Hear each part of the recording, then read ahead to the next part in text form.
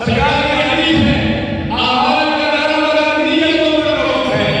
ये हदीस 1,00,000 अहदीस का मजमूआ है।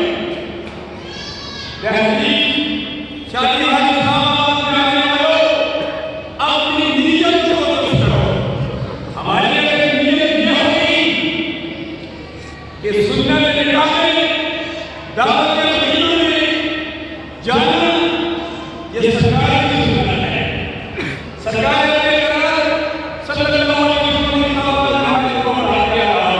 वाजिब ने कहा, सरकार के उसूल हज़रत सिद्दीक़ अकबर ने फारूक और वो तमाम हज़रत उस्मान गनी जो है अली को बता दे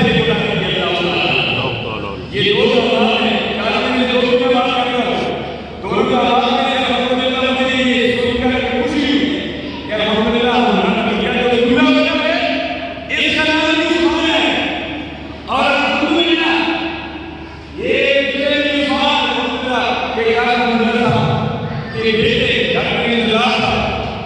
और